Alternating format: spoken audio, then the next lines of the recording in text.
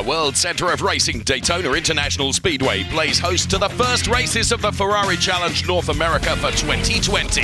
Both Trofeo Pirelli and Copa Shell drivers in their Ferrari 488 Challenge cars are combined together to thrill and get their season off to a blistering start on the hallowed 5.7 kilometers of tarmac here in Florida. And what a sight to behold with the lights on and the cars resplendent in pit lane, ready to go racing their second race of the weekend, of course. Well, weekday, it's Friday. Welcome to Daytona and the Ferrari Challenge North America. 30 minutes of hot rod race action to come then. Race 2 of the first round, which is here in Daytona. As if the floodlights didn't look fantastic, what a backdrop to our calendar for 2020 then, as we head to Road Atlanta next, then Indianapolis, Montreal, Laguna Seca, Watkins Glen, and the United Arab Emirates plays host to the Finale Mondiale in early November this year in Abu Dhabi. All the information, of course, as always, at races.ferrari.com for you to learn everything about the Ferrari Challenge. This is where we are then, here in Daytona, just a stone's throw from Daytona Beach in the USA. What a great place, what a great start to the season. Looking forward to this race to come on the 5.7 kilometer circuit here, which features some 12 turns, 8 left, 4 of them are right-handers, and it's a real challenge for all the drivers, as we found out in race 1 just yesterday.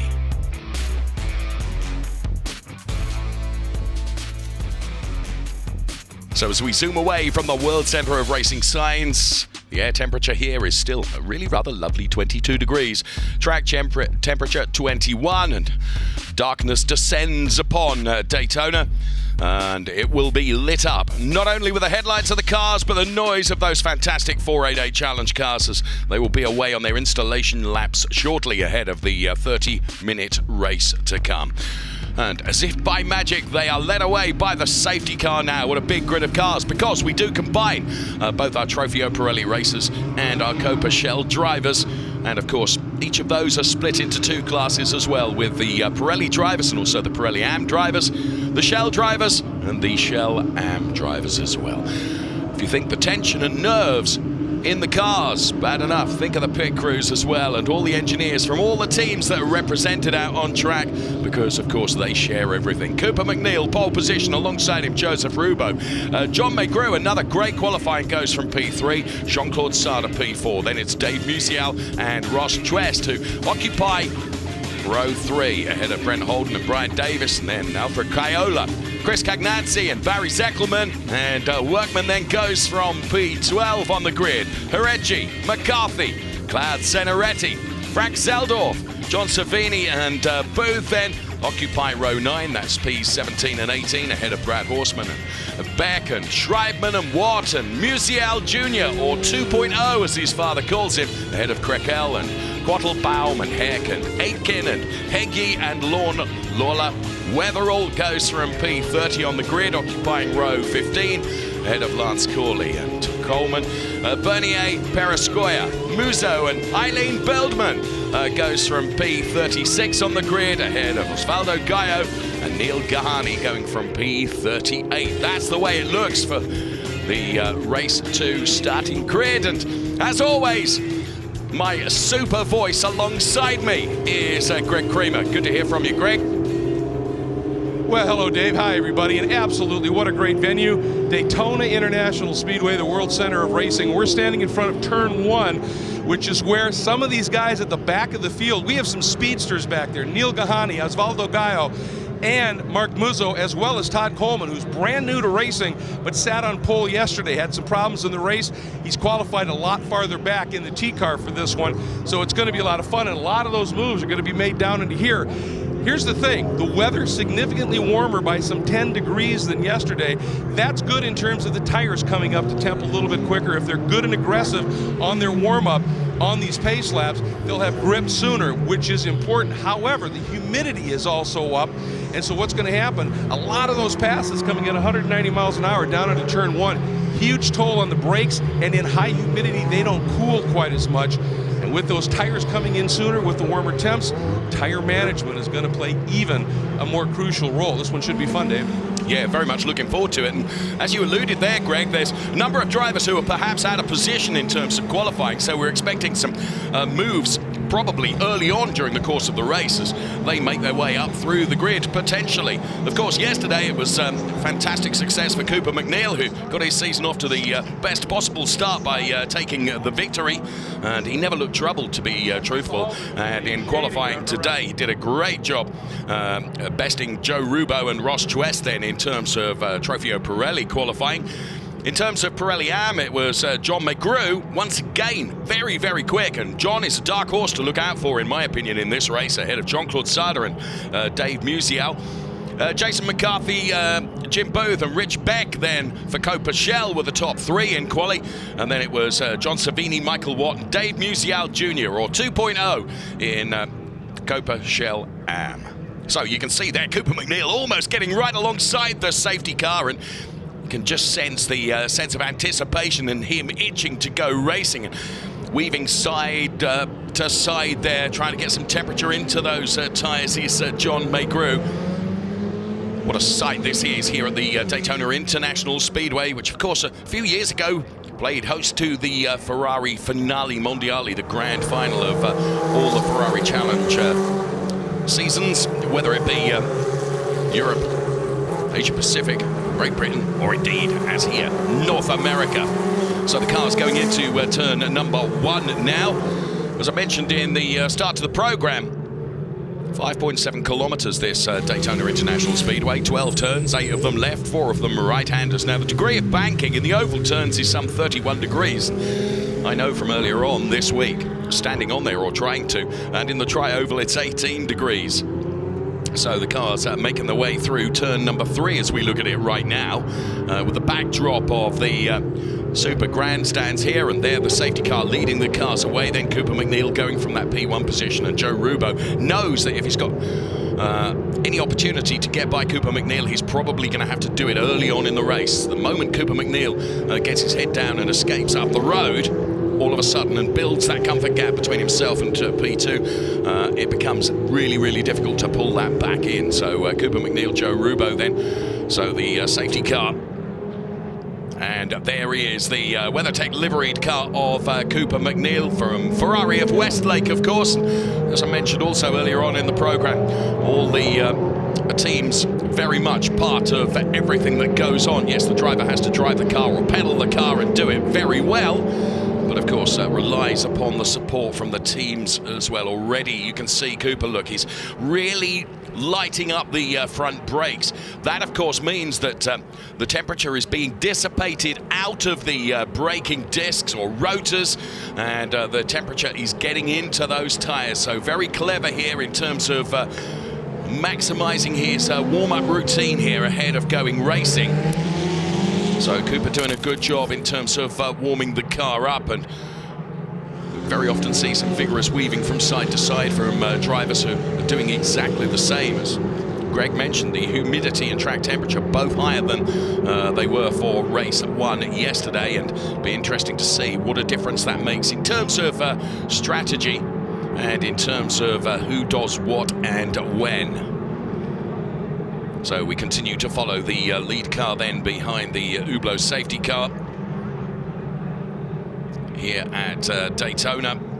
Race 2, the Ferris wheel, which has been become so much a part of 24-hour racing around the world here at Daytona International Speedway. Of course, that lit up as well. Just see Jay Schreibman there with the white stripe through the bonnet of his 488 car, and right at the back of the grid then you can see the number 36 car of Neil Gahani. Moved up of course from TPAM last year. He was the TPAM champion, finished P6 yesterday. Cars will grid up side by side then behind the safety car, and Cooper McNeil baying there and champing at the bit. John McGrew could find himself in a very good position here going into turn number 1. He's the driver going from P3 on the grid. Alongside him is Jean-Claude Sada. Then from P5 it is Dave Musial. So up here on high in the commentary position at Daytona. I'm getting very excited. Hope you are too, because we are about to go racing. 30 minutes of great stuff to come from our Ferrari Challenge drivers. As once again, just like yesterday, Cooper McNeil gets the green, and straight away John McGrew on the inside of Joe Rubo, much as I predicted, puts himself into P2 going into turn number 1. Further down the order, they go 3 abreast as they brave through turn number 1. 2 formation laps and the cars are away, and already Cooper McNeil doing exactly as he did yesterday, beginning to break away from John McGrew, who is now coming under some pressure from Joe Rubo. So Cooper then exits that turn perfectly, and Rubo does go through on Joe McGrew. It makes no difference in terms of the class positions, because John McGrew is still leading that, but Joe Rubo then is going to put the chase on to Cooper McNeil, who already has built up over a second lead. Just catch sight there of the number 21 car. And look at this, Cooper McNeil, talk about stretching his elongated legs, because he is a tall fella, already having opened up such a lead. So diving down the inside there, I think it was Neil Gahani who was having a go. And there the 179 car of Eileen Bildman, our lady racer, in the Ferrari Challenge North America. I must mention Lisa Clark, who's not here this weekend, and look forward to seeing you back on track soon, Lisa. So the cars go through the bus stop, then the turns 8, 9, 10 and 11 sequence before going to Speedway 3 effectively, which becomes turn number 12 for this circuit, because Speedway 3 and 4 are combined to make up that turn number 12, and Cooper McNeil, when he crosses the timing line, will be able to give you a completely accurate margin of comfort that he has built already. And it's looking pretty sizable. 1.7 seconds as Dave Musial then on the outside of the number 60 car. That was a good move there, but it didn't go quite so well, because fighting back in that 61 car, Jean-Claude Sarda, the all-yellow machine of Jean-Claude Sarda, back on the inside against Dave Musial, and all of a sudden Dave Musial now has got for company the Brent Holden car. Unfamiliar livery for Brent Holden, so him doing the chasing as well. The standings on screen for you. We try and keep you up to date, of course, because we have the 2 categories, both Trofeo Pirelli and Copa Shell, and within those we have the Pirelli drivers and the AM drivers, and the Shell drivers and the Shell AM drivers as well. So Cooper McNeil from Joe Rubo, and Cooper McNeil with some 2 seconds of margin over that P2 place. So leading Cooper McNeil for Trofeo Pirelli, leading Pirelli AM is John McGrew. Then in Shells it's McCarthy, and for Shell AM it is Cervini. Let's go back to Greg once again. Well, you were talking about Dave Musial, and as he came down the inside of Sada, you can see the brake rotors on his car visibly lighting up more. And when you get to a certain point, they get so hot they lose a little bit of efficacy. And you can see he just scooted wide, wobbled a little bit, dove right back down underneath did Sada, and picked that spot up. But Musial right now is on the move. If you look at Musial's car as he kicks up a little dirt, you see a very different color graphic on the back of his car. In qualifying on his second lap, he put a lap in that put him up where he started this one with a great run, 5th overall but 3rd in class. The predictive came up on his run right here down the super stretch into the bus stop, and it said if you keep this lap alive, you might be on class pole. It was that strong a lap. What happened? He went in a little bit too hot. The car got away from him, and he shot to the inside and just kissed the tire wall. The crew did a superb job of getting that car ready to go back to race. They couldn't go to the T car because Dave 2.0 was already in it. That efficacy word, I love that. Thanks so much. Great to have you alongside me, and reporting live from down there in the pit lane. So the number 61 car that we look at then of Jean-Claude Sarda, very much in that battle with Dave Musial at the moment. So it's Boardwalk Ferrari and Ferrari Lake Forest who are contesting the P2 and P3 positions. Wherever you look at the moment, there's plenty going on as Mark Musso then trying to put himself on the inside of the Michael Watt car.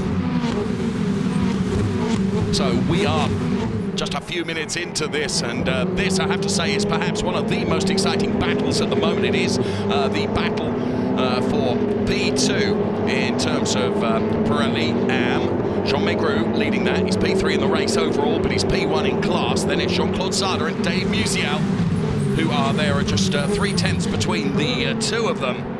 The standings in AMS, as you can see, it's Savini and Watt, and then it's Dave Musial Jr., who is P3 in the AMS currently. So they make their way through this bus stop once again, heading out towards Speedway 3 here at Daytona International Speedway. Fastest lap comes from Cooper McNeil, a 1:48.845. Compare that to the 1:47.627, which gave him pole position, and the time that he delivered in qualifying. It is quite a pacey race lap from Cooper McNeil. Got it all completely under control, and not only do we see the front brake rotors lighting up, but the rear ones as well. And that's why he's got a 2.2 second margin over Joseph Rubo, who's doing his level best to chase.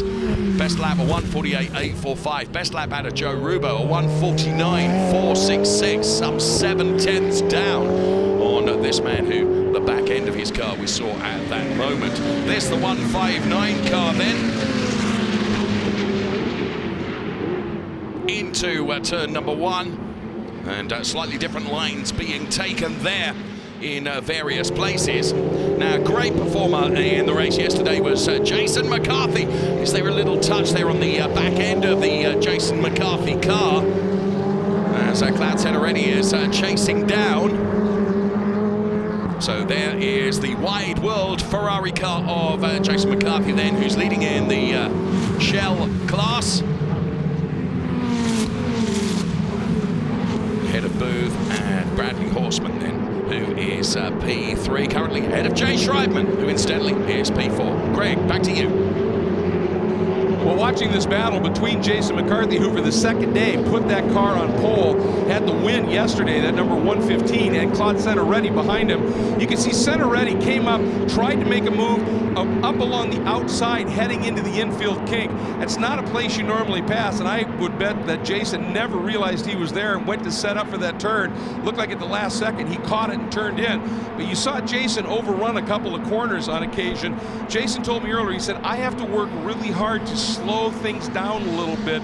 I'm so competitive, I want to get out there and win, that I tend to overdrive. And he said, I need to start using that adage that a racing coach will tell you, slow down, go faster. Well, once that moment with Centeretti happened, and he ran wide a couple of times, Jason has put his head down, and he's opened up a bit of a margin. But Claude Centeretti and that Vivi Ferrari, he's not done yet. No, I think you're absolutely right.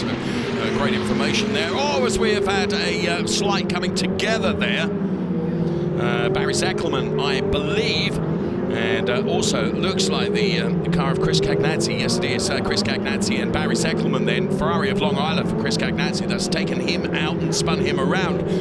Will he be able to recover from there? He's got the car moving again. I'm just trying to look through the darkness here as to whether there's any... I didn't quite catch that, but both cars pirouetting, so probably in and just caught the back end of the car, and that's enough to send both of them into a spin, because you're right on edge going into that turn. So the first 9 minutes of the race done and dusted. 21 minutes remaining. Ferrari Challenge North America Race 2 of the season underway here at the Daytona International Speedway. Cooper McNeil leading for Trofeo Pirelli. Jean Maigrou leading for Pirelli Am. For the Shell drivers, it's Jason McCarthy, and for the Shell Am drivers, it is Savini that is leading the way. Overall race leader then is this man, Cooper McNeil, who of course takes part in the Daytona 24-hour race as well, so must know every single centimetre of tarmac here. Brilliant livery, love that livery on the 132 car of Jan Bernier for Ferrari of Seattle. Finished a very credible 10th in class yesterday, and someone has made a mistake here and gone on. It's the number 16 car of Frank Seldorf. Frank was doing a great job, and unfortunately a mistake means that he didn't make that turn number 1 and ends up going through the chicane that's put in there to prevent anyone gaining any advantage by going off track. So Frank Seldorf just out braking himself and not able to make the turn. Once again, the brakes light up then as the cars turn into the right-hander. And this is looking good. Michael Watt then in the number 150 car. So Michael Watt then, who is leading Neil Gahani at the moment. They're in different class, of course, but nonetheless, matters where you are on the tarmac. And a big wobble there just for a moment for John McGrew. And John McGrew continuing to lead in Pirelli Am, and he's got a good second margin over Jean-Claude Sada as this battle lights up then with the Frank Seldorf car. Of course, Frank Seldorf returning and waving through the 105 car of Brad Horseman, or I thought he was. I thought his hand out of the window, but maybe not. Here is the 139 488 car of John Savini, and also in that mix is Mark Musso. Mark, one of those drivers who can always be relied upon to overtake whenever an opportunity is available to him. So Mark Musso, Pirelli driver, currently is P9 in class, P16 in the race overall. John Savini, of course, leading in terms of Shell Ams. Number 16 car for Frank Seldorf, ahead of Bradley Horseman, and this is Jean-Claude Sada with Dave Musial in hot pursuit. But of course, Jean-Claude Sada is trying to bring down that gap on John McGrew. Last time of asking, it was 1.1 seconds. For my money, I think that he is getting a bit closer to him. There's Dave Musial, who, if he's being clever about this, is actually letting Jean-Claude Sada do all the work, and he's just hanging on to his coattails here. So John McGrew turns in then. This is the fight for P1, 2 and 3 in Pirelli Am. So not absolutely sure that Dave Musial didn't make a slight error then in that turn and lost a bit of momentum, and he's going to have a Holden right on his gearbox any moment now. So again, like McNeil, he lights up all four rotors, as indeed does John Savini for Ferrari of Ontario, leading the Shell Am class. And he's got 5 cars ahead of his next in-class competitor, Michael Watt, who's P2, and Dave Musial Jr., another very creditable performance, who's in that P3 place in terms of Shell Am drivers. So John Savini in the all-red 488 car.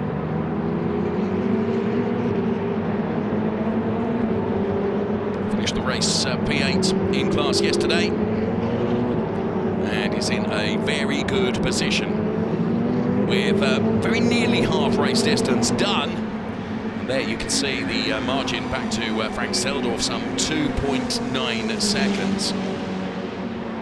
And Frank Seldorf is not even within the same class. As I mentioned, Savini has got that cushion, if you like, of 5 cars between himself and his next class battler.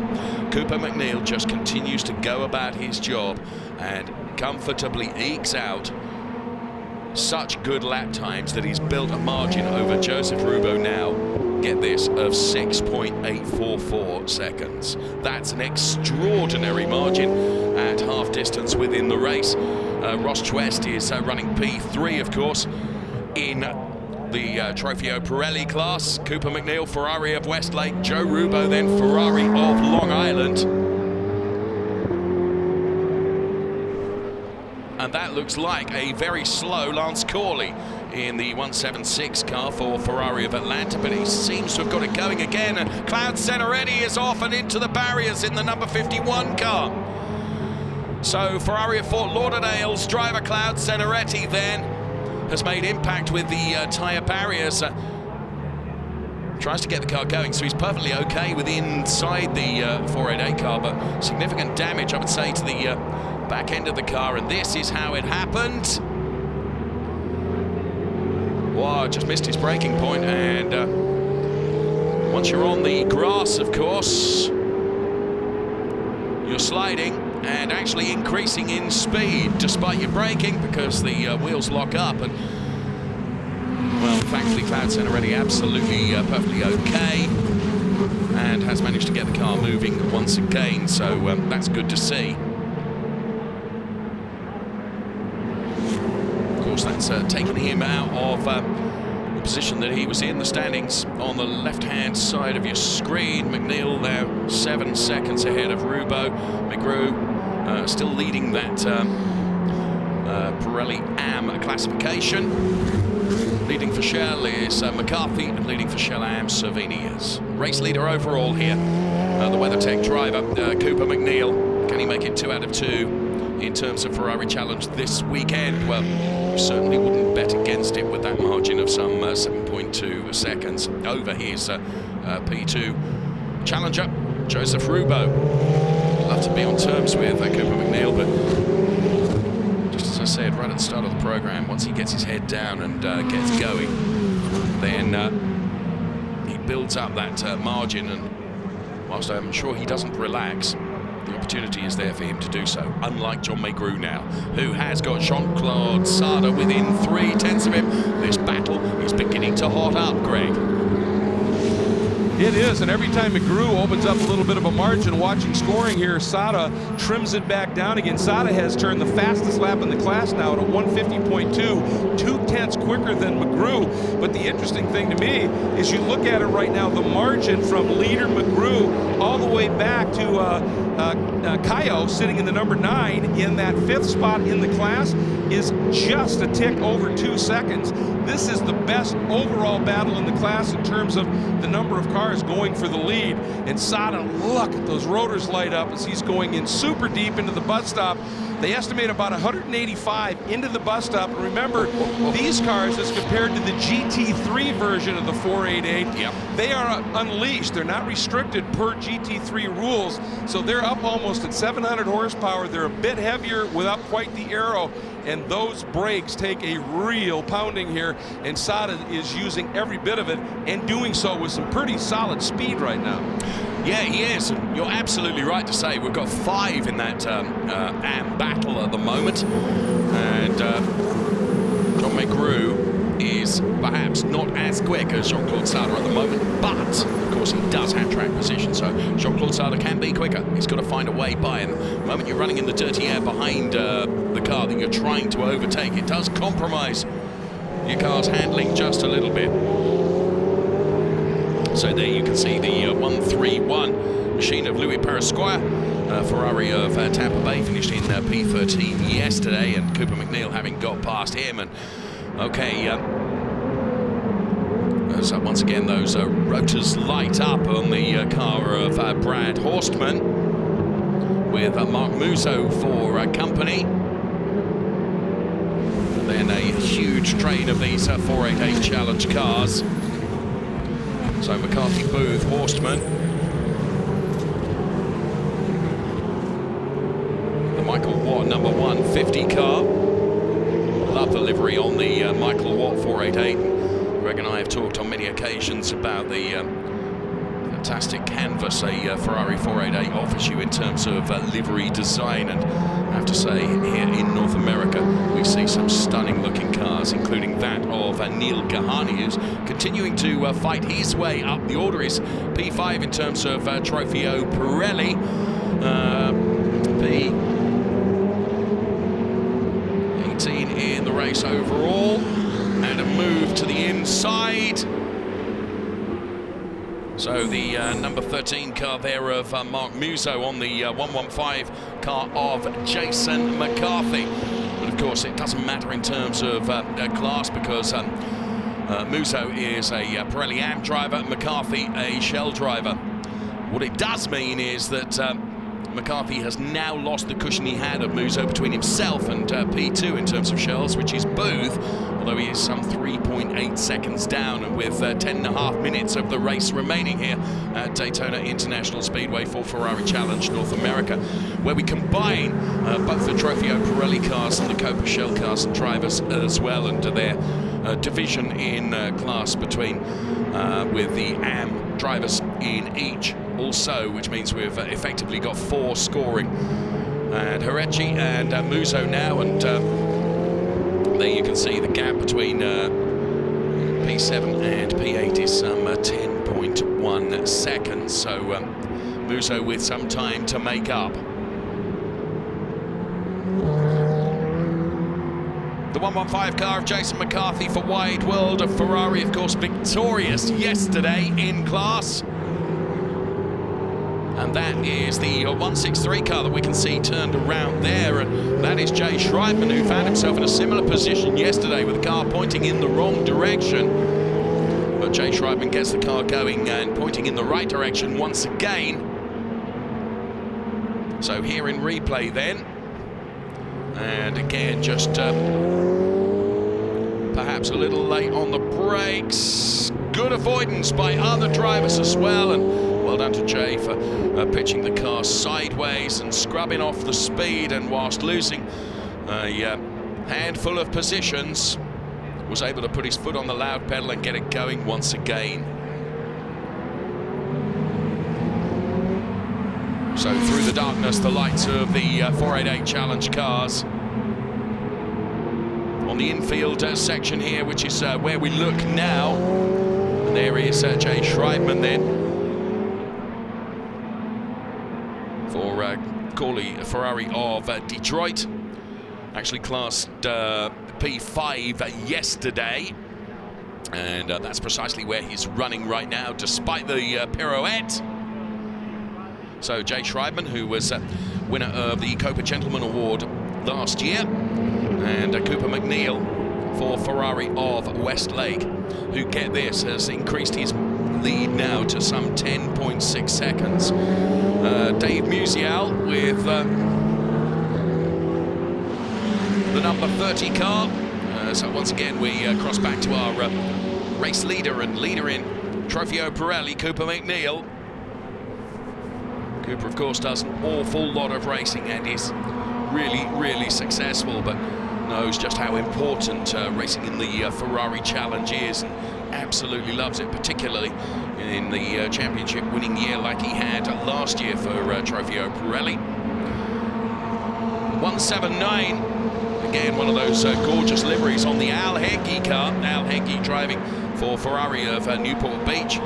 One of our gentleman racers, finished P14 in class yesterday, and Cooper once again keeps those brakes mean and keen and make sure that the temperature is dissipated nicely. Just a touch of opposite lock there, which makes me think that perhaps Cooper's grip level is not as great as it was earlier on in the race. You could just see the back end of the car just click out a little bit, and this is the Eileen Bildman car for Ferrari of Long Island. And again, another absolutely beautiful looking car, Eileen Bildman driving that.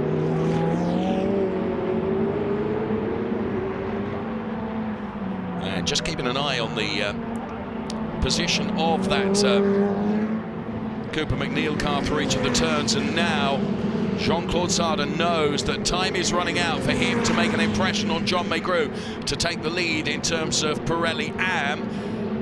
Just 3/10, well, just under 4/10 between the two of them. Now traffic is going to potentially play a part in this as they catch up with some back-marking cars now. So John Maygrue needs to get past the traffic and get past it cleanly as well. It's the Eileen Bildman car who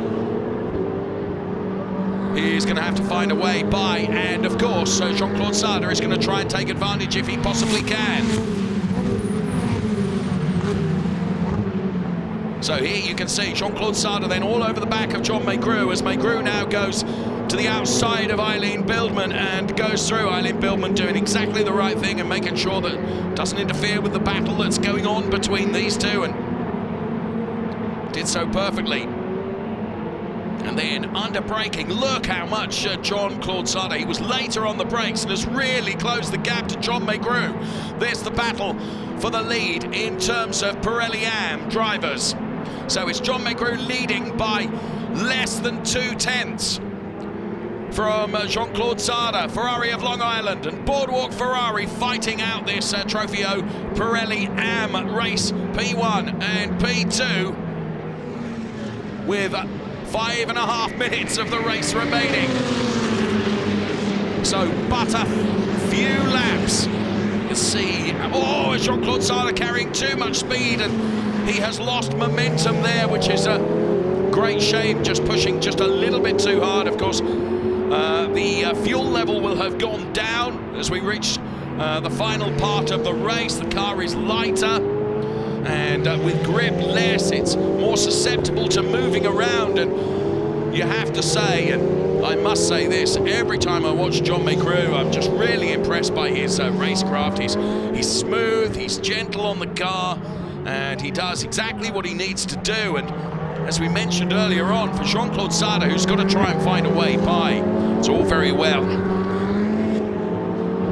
He can be quicker, but he's still got to find a way by the number 23 car, and that ain't going to be easy, truthfully. Nonetheless, he's going to try to do so in the remaining 4.5 minutes. Dave Musial is in the P3 position ahead of Holden and Kaiola, and Davis, as you can see the standings in Pirelli Am on screen right now. So that little wobble from Jean-Claude Sada may well have cost him the best opportunity to have a go. So 8 tenths between the two of them now. Let's hear once again from Greg Kramer. Well, as we watch Cooper come by, you can see now that McGrew, right before we cut away, was getting into a little bit of traffic. Might be another opportunity for Sada. Sada's story is really remarkable. He took last year off. He had some non-racing relating injuries on his body over the last couple of years, and he said, I just needed to get him fixed. It was just too tough. And he had a shoulder surgery, and the doctor suggested it would be probably 4 to 6 months before he'd be able to drive again. It's 6 weeks after that. He came back, he said, I missed it too much, and it's showing. He's putting in one heck of a run and a good scrap here as well. Get it back to you, Dave. Yeah, Ross Twest going by the Eileen Bildman car. That's really interesting. Sada, of course, once you've got the racing bug, I'm sorry, you've got to get back into the car, haven't you? And that's exactly what he's done. He's doing a very, very good job.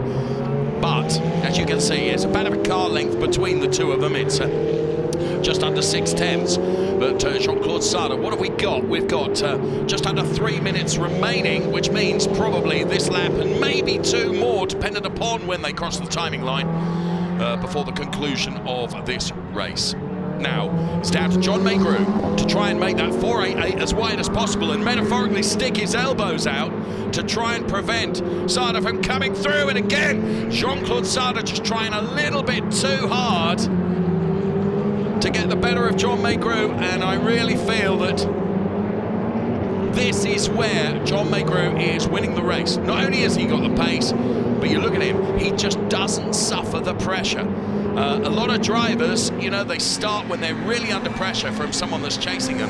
They just make the odd mistake, just the tiniest lapse in concentration, and that's enough for the Viper-like P2 driver to go through. You don't see that with John McGrew. He hasn't made an error thus far. The errors have come from the guy that's doing the chasing. And has that allowed Dave Musial to get a bit closer? Well, it has, but probably not close enough. As you can see, the gap now on screen between P2 and P3 in terms of Pirelli Am is probably too great, unless, of course, Jean-Claude Sada makes 1 or 2 other errors that would allow Musial to get a bit closer. Another guy that has made no errors whatsoever and has got some 14 seconds worth of margin over his P2 chaser, Joe Rubo. This is Cooper McNeil from P1 towards the checkered flag. We're not quite there yet, but Cooper McNeil again has given us a masterclass in not only how to drive the 488 Challenge car, but also how to handle this Daytona International Speedway. So this plays into the hands a little bit potentially of Jean-Claude Sada. There is some traffic ahead of John McGrew, and this could be a problem for him. It's the Lance Corley car that John McGrew has got to get by now. Jean-Claude Sada could dive to the inside as we clank back now to Cooper McNeil. Under a minute remaining in this race. Cooper McNeil, overall race leader, of course, in terms of Trofeo Pirelli. He's through the bus stop now. Are we going to get another lap in? So Cooper McNeil leading from Joe Rubo. Then it's John McGrew, who's P3 in the race overall, and of course leading in terms of Trofeo Pirelli Am, but being chased by Jean-Claude Sada. So 1 more lap to be done for Cooper McNeil then, as he rounds and heads towards turn number 1, the final lap.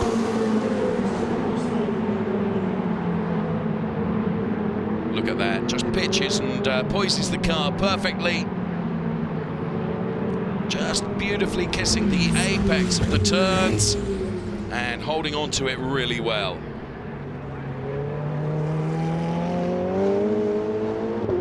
Now, it's now or never, isn't it, for Jean-Claude Sarda versus John Megru. So John now just needs to keep his cool as Jean-Claude Sarda dives to the outside. Is there going to be contact between the two of them? Yes, there is. To be fair, that has allowed Dave Musial to come into the battle as well. This could fly all the way to the checkered flag. This fight for P1, 2 and 3 in Pirelli Am. So John Megru, who has been faultless really throughout the race and has resisted the pressure from Jean-Claude Sarda. Now the three of them are together as we see the 144 car and the slowing 144 car of Jim Booth for Ferrari of Atlanta. Let's get back to this battle though. I think barring any error from John Megru, he's got this sorted. And for John Megru, another very, very good display indeed. And he will round out with 2 out of 2 if he can hold on to this. Cooper McNeil now, who will also plan on making it 2 out of 2 with 18.5 minutes, 18.5 seconds of margin. Cooper McNeil then, his 2020 campaign in the Ferrari Challenge. He makes it 2 out of 2 with the checkered flag, and you can see just how far he is ahead of everybody else.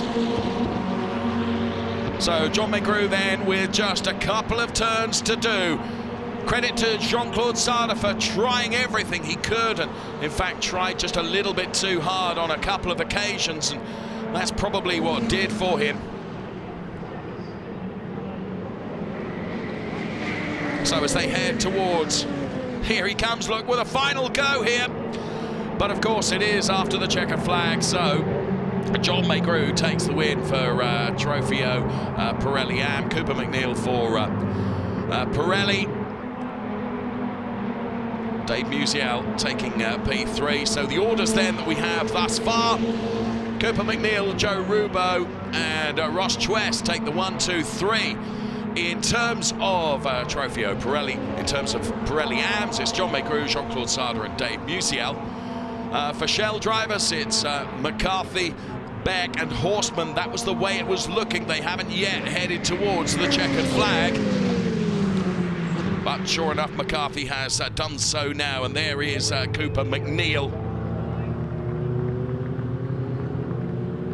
Brilliant job indeed. In terms of AM drivers in Shell class, Weatherall, Savini and Musial Jr., P1, P2 and P3. Shell drivers, Beck, Horstman and Schreibman taking P3.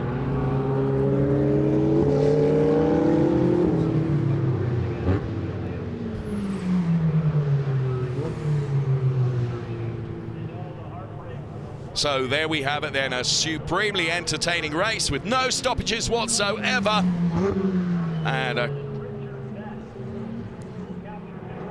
here are the victors then. Cooper McNeil for Trofeo Pirelli with Joe Rubo P2, Ross Chwest P3. In terms of AMS, John Megru, Jean-Claude Sarda, Dave Musial. Shell drivers, Beck P1, Horstman P2, Schreibman P3. And in terms of Shell AMS, it's Weatherall that takes the win ahead of Savini and Musial Jr. Confirmed, as you can see on screen. Brilliant racing from Ferrari Challenge North America here in Daytona. Next round, of course, to come at Road Atlanta. So looking forward to that already. So thanks so much for watching, and please make sure you join us at Road Atlanta for the next round of the Ferrari Challenge North America. Bye-bye for now.